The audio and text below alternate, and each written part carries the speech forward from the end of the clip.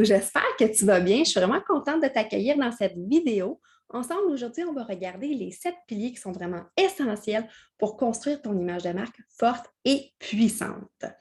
Donc, je t'invite à télécharger le PDF accompagnateur du vidéo. Si ce n'est pas déjà fait, ça va te permettre d'aller noter toutes tes réflexions. Donc, avant de commencer, je prends juste un petit instant pour me présenter. Je m'appelle Dominique Tardif, aka Madame Picoté, et je suis créatrice de marques irrésistibles. Moi, je suis spécialisée en images de marque. Je suis une passionnée de logos, de picots et de couleurs. Donc, je t'amène un petit peu aujourd'hui dans mon univers pour te parler d'images de marque et précisément des 7 piliers essentiels à développer pour avoir une image de marque qui va être complètement puissante par la suite. Donc, es-tu prête? On commence avec le pilier numéro 1, la mission. La mission de ton entreprise, c'est quoi? Bien, en fait, c'est sa raison d'être. C'est clairement ce que tu aimes le plus faire et que tu ferais là, tout le temps. Tu peux te poser des questions suivantes pour pouvoir la déterminer. Qu'est-ce qui te donne envie de te lever le matin? Pourquoi tu fais ce que tu fais? Qu'est-ce que tu as envie de faire? Qu'est-ce que tu as envie d'amener comme contribution? Qu'est-ce que tu ferais tous les jours de ta vie, même si tu n'étais pas payé pour le faire? Ça peut vraiment t'aider à aller définir c'est quoi ta mission d'entreprise. Je regarde dans mon document pour voir si je n'ai pas oublié rien. Je trouve ça important de te donner le plus d'informations possible pour que tu comprennes vraiment bien chacun des points, pour que tu puisses par la suite, toi aussi, bien définir tes propres piliers et les mettre en place, surtout pour pouvoir construire ton image de marque après. Donc, c'est vraiment toutes les bases essentielles qui vont te permettre de créer une image de marque solide par la suite. La mission, c'est le point de départ. Tout va découler de ça. Donc, prends le temps de réfléchir à ça, de voir qu'est-ce qui te fait vibrer le plus et ça va t'aider à déterminer ta mission. Ensuite, on passe au pilier numéro 2. Le pilier numéro 2, ce sont les valeurs. Tes valeurs en tant qu'entrepreneur, mais tes valeurs d'entreprise surtout, parce que ce n'est pas toujours les mêmes en tant que personne ou en tant qu'entreprise. Donc, ça va se recouper, mais ça ne sera pas nécessairement le même ordre de priorité. Comme moi, ma famille, c'est super important, mais ça ne fait pas partie des valeurs que je vais mettre de l'avant dans mon entreprise. Tes valeurs vont te permettre de te distinguer de ta compétition. Elles vont aussi te permettre de connecter facilement avec le client que tu veux, avec des gens, en fait, qui vont avoir les mêmes valeurs que toi. Fait que ça, c'est super important d'être capable de les mettre de l'avant. Ça va être perceptible dans ton message, ça va être perceptible dans ton image de marque aussi, dans les outils que tu vas créer. Ça va être facile d'aller incorporer tes valeurs par la suite dans tout ce que tu vas faire. Et un point super important à ne pas négliger, c'est que tes valeurs vont te permettre d'aller choisir tes couleurs d'entreprise, toutes tes couleurs d'image de marque. Je t'explique pourquoi brièvement. Les couleurs sont très associées à des valeurs. C'est intrinsèquement lié.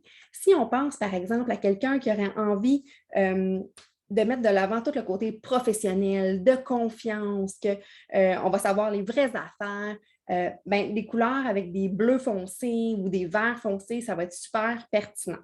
Si c'est une entreprise plutôt qui veut parler que ça donne de l'énergie ou que ça carbure au défi ou qu'il y a toujours des solutions, que c'est en mouvement perpétuel, bien là, on va aller avec des couleurs beaucoup plus chaudes, des rouges, des orangés.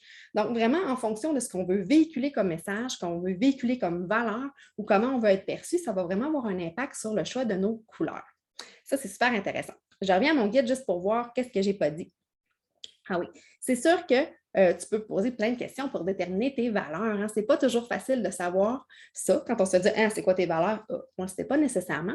Donc, tu peux prendre le temps de te poser les questions suivantes. Tu peux te demander c'est quoi qui est super important pour toi, tu sais, qui est non négociable. Est-ce que c'est plus d'être libre dans ce que tu fais, d'avoir du plaisir, la connexion, la relation aux gens? Est-ce que c'est l'écoute envers les autres? Est-ce que c'est justement de s'accomplir, d'avoir des défis? Donc, tout ça, ça va vraiment t'aider à déterminer ensuite tes valeurs. Je te le dis, ça va vraiment faire une différence.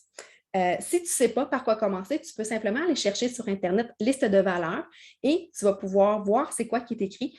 Note ce qui te parle le plus, les, je sais pas, 20, 30 qui te parlent le plus. Puis ensuite, fais un tri pour garder juste les 5, 6, 10 maximum plus importantes pour toi. Puis ça va être à partir de ça que tu vas pouvoir vraiment bâtir toute ton image de marque, ton message et choisir tes couleurs. On passe maintenant au pilier numéro 3, le client drive. Ça, c'est un pilier super important et parfois, on a tendance à le négliger. Mais il ne faut pas négliger ça. C'est vraiment la base. Pour moi, le client drive, c'est probablement le point le plus important parce que quand on sait à qui on a envie de s'adresser, tout devient tellement plus facile. on va savoir qui cibler, on va savoir avec qui qu'on veut connecter, puis à qui qu'on veut s'adresser. Notre image de marque, je le dis souvent, elle aura beau être la plus belle au monde. Si elle ne cible pas un client en particulier, bien, elle ne parlera pas vraiment à personne. C'est comme de cibler trop large, au final, on cible personne. Donc, ce n'est pas parce qu'on choisit un client en particulier qu'on n'attirera pas les autres, mais c'est juste que ça va nous permettre de passer un message très, très clair et de connecter avec ce client cible-là précisément. Ça va devenir beaucoup plus facile, beaucoup plus simple, beaucoup plus clair. Et quand tu vas créer un nouvel outil, un nouveau produit ou un nouveau service ou que tu vas créer du contenu pour tes réseaux sociaux, si tu as en tête ce client idéal-là, ça va être beaucoup plus facile de t'adresser à lui, de t'assurer en fait que tu vas l'atteindre, que tu vas le cibler puis qu'il va se sentir interpellé par ce que tu vas lui dire finalement. Donc, pour déterminer qui est ton client de rêve, ben, moi, je te dis, prends le temps de regarder qu'est-ce qui te fait le plus vibrer. Est-ce que tu as envie de parler avec des gens, avec des hommes, avec des femmes? Est-ce que tu t'adresses à des entrepreneurs, à des salariés? Est-ce que tu t'adresses à un domaine en particulier, par exemple des enseignants ou des gens dans le domaine de la santé? Est-ce que tu t'adresses à quelle tranche d'âge? Est-ce que c'est pour des enfants? Est-ce que c'est pour des adultes? Est-ce que c'est pour des adolescents, des personnes âgées, des retraités? Ça va vraiment avoir une incidence sur ta façon de t'adresser à ta clientèle, en fait. Tu peux aussi savoir, plus tu en sais, en fait, sur ton client, mieux c'est parce que ça va te permettre d'aller encore mieux connecter avec lui. Donc, c'est quoi ses rêves? C'est quoi ses objectifs? C'est quoi ses passions, ses passe-temps, ses loisirs? C'est quoi sa situation-là, familiale? Est-ce qu'il y a une famille? Est-ce qu'il y a des enfants? Ils ont quel âge ces enfants? Est-ce que c'est des jeunes enfants? Est-ce que c'est des enfants d'âge scolaire, des adolescents? Est-ce que la personne, elle est mariée, elle est en couple, elle est célibataire? Qu'est-ce qu'on pourrait demander d'autre? C'est quoi ses intérêts? C'est quoi aussi ses besoins? Ses défis actuellement parce que ça va te permettre de savoir comment tu peux aller l'aider et répondre à ses besoins. Donc, plus tu vas en savoir, mieux ça va être. Si tu ne sais pas du tout, c'est possible, hein, parce que quand on commence, parfois, on ne sait pas à qui on s'adresse. Concentre-toi sur une clientèle que tu as envie de cibler, puis ensuite, tu pourras soit peaufiner ou réajuster parce que les choses vont se clarifier en cours de route, ou bien tu pourras ajouter une deuxième ou une troisième clientèle cible quand tu auras déjà établi la première, puis que ça sera déjà très clair et facile pour toi de t'adresser à cette personne-là. Ce qu'on veut, c'est que tu sois en mesure de connaître tellement bien ton client de rêve que tu en aies même une image précise dans la tête. Tu pourrais même aller jusqu'à te trouver une photo de quelqu'un qui ressemble à ce client-là que tu pourrais imprimer et garder à côté de toi. Donc, à chaque fois que tu vas aller créer une nouvelle pièce de contenu, un nouvel outil, un nouveau produit ou un nouveau service, mais tu vas pouvoir le mettre à côté de toi pour t'imprégner de cette personne-là et de ne pas oublier à qui tu t'adresses. Donc, ça va vraiment devenir un outil super pratique pour toi. Donc, j'espère que ça t'aide. Et si tu as déjà quelques clients, tu peux essayer de faire des recoupements entre tout ça, voir qu'est-ce qui les unit, qu'est-ce qu'ils ont en commun, ces clients-là, puis ça va t'aider à établir une base. Au fil du temps, tu pourras aller peaufiner, rajouter des détails, rajouter de l'information. Ça va se clarifier avec le temps, c'est certain. Mais je suis certaine que tu vas réussir déjà à trouver les points principaux, les choses les plus importantes pour toi, ne serait-ce que la partie sur c'est quoi leurs besoins et ce que tu peux apporter comme solution. Donc, on va passer maintenant au pilier numéro 4, qui est le pilier de ton offre. C'est quoi ton offre? Bien, c'est tout simplement de faire la liste de tout ce que tu offres actuellement. Donc, c'est quoi tes produits, c'est quoi tes services, c'est quoi tes forfaits, comment tu fonctionnes. Tu prends le temps de faire la liste de tout ce que tu offres actuellement. Ça va te permettre, en fait, de toujours garder ça en tête quand tu vas élaborer ton image de marque. Puis peut-être que tu vas te rendre compte qu'il y a une chose que tu as envie de mettre plus de l'avant, ou peut-être que tu vas te rendre compte que tu as une spécialité ou un lien, un fil conducteur entre différentes choses que tu n'avais pas remarquées. Donc, ça va te permettre d'aller chercher une façon de te différencier par la suite dans ton image de marque, entre autres. Donc, prends le temps, ça aussi, de regarder ton offre actuelle, fais-en la liste et reviens-y plus tard au fur et à mesure que tu rajoutes des choses et ça va te servir vraiment dans le développement de ton image de marque. Celui-là, l'offre, il est assez simple à faire. Tu es capable de le faire quand même rapidement. Je te donne un exemple. Moi, par exemple, chez Picoté Studio de marque, ce qu'on fait, on a tout le service d'image de marque avec mes différents forfaits. On a tout le service d'accompagnement individuel et on a aussi le service de graphisme plus standard. Donc, je prends le temps d'énumérer tout ça. J'ai aussi une petite boutique, donc je peux aller énumérer tous les produits que j'offre dans ma boutique. Ça peut être vraiment un point de départ. Ensuite, on passe au pilier numéro 5, qui est le message. C'est quoi le message? Bien, c'est carrément un assemblage des 4 premiers piliers qu'on a vus ensemble. C'est de mettre tout ensemble la mission, les valeurs, le client drive et notre offre. Puis ça devient notre message, ça devient ce qu'on veut véhiculer. Si tu as déjà des mots ou des expressions que tu utilises beaucoup, tu peux aller les mettre de l'avant dans ton message. Par exemple, moi, je parle beaucoup que notre image de marque va servir à nous rendre irrésistibles aux yeux de notre client drive. Donc, ça, moi, c'est mon message général. C'est toujours en lien avec mon client qui a besoin d'une image de marque, une femme entrepreneur qui veut se distinguer, qui veut se démarquer, mais surtout qui veut aller attirer son client drive. Donc, en une phrase, je viens de te résumer mon message. Tu as pu savoir à qui je m'adressais, tu as pu savoir c'était quoi ma mission, c'était de les rendre irrésistibles. Au niveau de mon offre, ben, j'offre le développement d'image de marque, j'en ai parlé aussi. Et au niveau des valeurs, je l'ai peut-être moins dit dans ce cas-là, mais c'est quelque chose que j'explique après cela dans mes phrases où on peut parler plus longtemps dans un pitch, par exemple. Donc, moi, je vais faire ça en collaboration avec mon client. Je trouve ça important qu'on connecte ensemble et qu'on le fasse en équipe. Je veux que ça se fasse dans le plaisir, dans le respect, dans l'ouverture aussi, parce que j'aime beaucoup surprendre mes clients. Donc, tu vois, ça fait partie du message. Ensuite, ton message, il faut que ça fasse du sens avec ce que toi, tu veux dire puis comment tu veux être perçu. Donc, c'est ce que tu veux véhiculer puis ce pourquoi tu veux être reconnu. Donc, c'est vraiment important que tu prennes le temps de choisir les bons mots aussi parce que si tu les réutilises souvent, à force de redire les mêmes mots, ça va être encore plus ancré dans la tête des gens. Ça va devenir encore plus puissant dans ton image de marque parce que l'image de marque, ce n'est pas juste ton logo et tes couleurs, hein, ça va vraiment au-delà de ça, ça va dans le ton que tu utilises, dans les mots que tu utilises, dans ton choix de vocabulaire, dans ton style d'écriture, ton style de texte. C'est vraiment là, appliqué dans tellement de choses, dans tes vidéos, dans tes visuels. Donc, c'est très, très, très, très large, l'image de marque. Et il ne faut pas négliger la partie du message et des mots. Ça nous amène au pilier numéro 6, qui est l'unicité. L'unicité, eh bien, c'est qu'est-ce qui te rend unique? Qu'est-ce qui te permet de te distinguer de tes compétiteurs? Parce qu'on aura beau faire exactement la même chose, il y a quelque chose qui nous rend unique de toute façon. Soit qu'on a une approche différente, soit qu'on offre, je ne sais pas, dans notre forfait, il y a des inclusions, il y a des choses que les autres ne font pas. Ça peut être dans la façon qu'on livre nos produits. Est-ce qu'on les a emballés d'une façon originale? Est-ce que ça vient avec, par exemple, je ne sais pas moi, une odeur? Il y a plein de choses qu'on peut faire pour aller se distinguer et mettre de l'avant, en fait, notre côté unique. C'est ta petite saveur, là, c'est ton petit côté unique à toi, différent qu'on veut voir. Donc, tu veux savoir ce que pour pouvoir mettre ça en place, en fait, tu as besoin de savoir c'est quoi que tu veux mettre de l'avant.